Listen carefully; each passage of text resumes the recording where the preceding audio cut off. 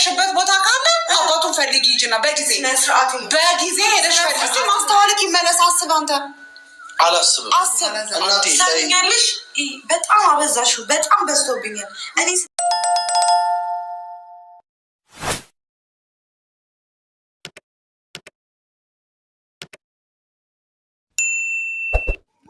ሰላም እንዴት ናችሁ? ውድና የተከበራችሁ የኔ ቤተሰቦች በያላችሁበት ሰላማችሁ ይብዛልኝ።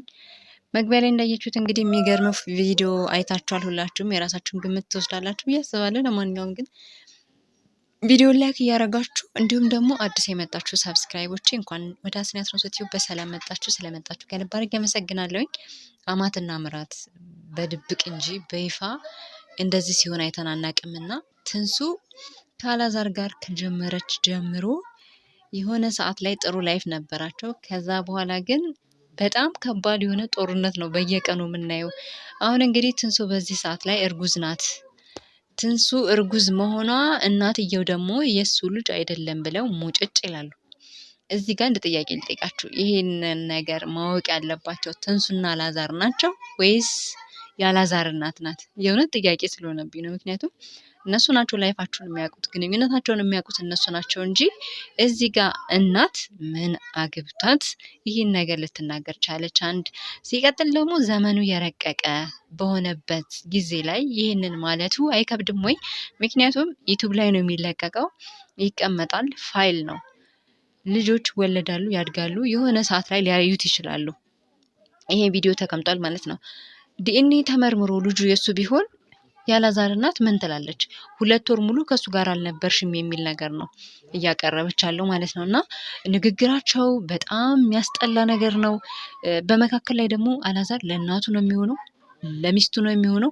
ግራ የተጋባ የሆነ ሰዓት ሚስቱንም ሲሳደብ እናቱንም ሲሳደብ ታያላችሁ። እና በጣም ከባድ የሆነ ፈተና ያለበት ይመስለኛል። ግን ደግሞ አንድን ሴት የሚያስከብራት ባሏ ነው፣ ቤተሰቦቹንም የሚያስከብር ልጅ ነው።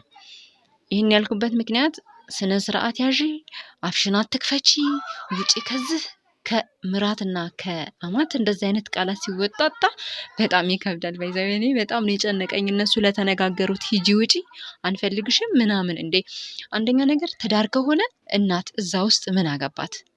በቃ መኖር ካለባት ራሷን ችላ መኖር አለባት።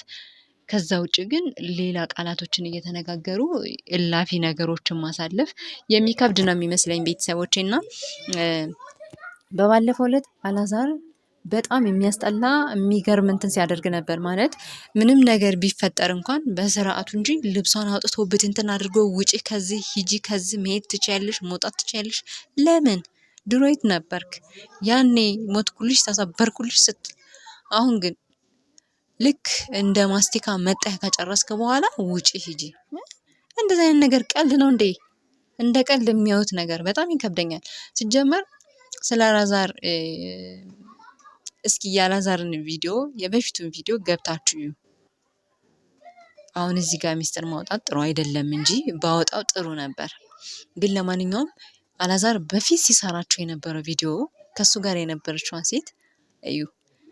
ሲቀጥል ደግሞ ያም ሆኖ እዚህ ጋር ለትንሱ ጥሩ ነው። ምክንያቱም ትንሱ እና አብርሽ ናቸው ዩቲዩብ ከፍታ በጣም የሚያሳዝን የህይወት ታሪክ ያላት ልጅ ናት። ከዛ በኋላ ደግሞ ከአላዛር ጋር ሲገናኙ ጥሩ ደረጃ ላይ ደርሳለች ማለት ነው። አሁን ያለችበት ቦታ ላይ ደርሳለች። ይህ ማለት በጥረት ነው፣ በቀላል የሚመጣ አይደለም። ግን እዚህ ጋር ያለችበት ላይፍ ደግሞ ጥሩ ላይፍ ትኖራለች ብሎ ሲታሰብ አማት እንደንትን መባላት ባልዮ የሆነ ሰዓት ላይ ተነስቶኝኝዋ እንዴ ይሄ በጣም አይከብድም? ለተመልካች ለሷ ቤተሰቦች አይከብድም? ውጪ ሂጂ ምናምን መባባሉ ወይ ደግሞ ከካሜራ ጀርባ ቢሆን የተሻለ ነው ብዬ አስባለሁ። በተለይ ደግሞ የአማትና የምራት እንትን በመድኃኒዓለም የሆነ ነገር አየሁ። ይቅርታ በጣም የምፈራው ነገር ስላየው ነው። ስለዚህ እዚህ ህይወት ውስጥ ለምንድን ነው እንደዚህ አይነት ነገር መፈጠሩ?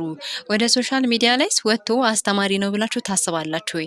ልጅቷንስ በዚህ መልኩ ማቃለል፣ ግራ ማጋባት፣ ማጨናነቅ እንዴ ምን አስፈለገ? እርጉዝ ከሆነች እኮ እንደውም ጥንቃቄ ሊደረግላት ይገባል። በተለይ እዚህ ወራቱ ላይ የመጀመሪያ ወራት ላይ ከሆነች ልጅቷን ግራ ማጋባት፣ ማገጣበር ምናምን ኢግኖር መደረግ በጣም ነው የሚያስጠላው። በይዘው ለሴት ልጅ ማለት ነው በጣም ሼም ህመም ነው። እና አላዛር እናቱን አንቺ ዝም በይ ከዚህ በኋላ ሲላት እዛ ጋር ነበር ከት ማድረግ ያለባት እናትየው። በቃ ምክንያቱም ሚስቱን ያን ያክል ስትናገርበት ሊደብረው ይችላል አይደል? እሷም ደግሞ ልጅቷም ደግሞ እናትየውን ስትናገር ሊደብረው ይችላል። ይሄ ልጅ በመካከል በጣም ግራ የተጋባ ይመስለኛል። ነገር ግን ትልቁ መፍትሄው ራሱ ጋር እንዳለ ነው የሚሰማኝ። ተመልካቾቼ እናንተ የራሳችሁን ሀሳብ አስተያየት ትሰጣላችሁ። አግብታችሁ ያላችሁ ከአማትና የምራት ኑሮ እንዴት ነው የሚለውን ነገር የኖራችሁ ካላችሁ ወይንም ደግሞ የምትመለከቱት ነገር ብቻ ኮሜንት ላይ ጻፉልኝ ማለት ነው። እኔ ግን በጣም ስላሳዘነች ነው ልጅቷ ይሄን ሀሳብ ያመጣሁት። ቤተሰብ ሰላም ሁኑ።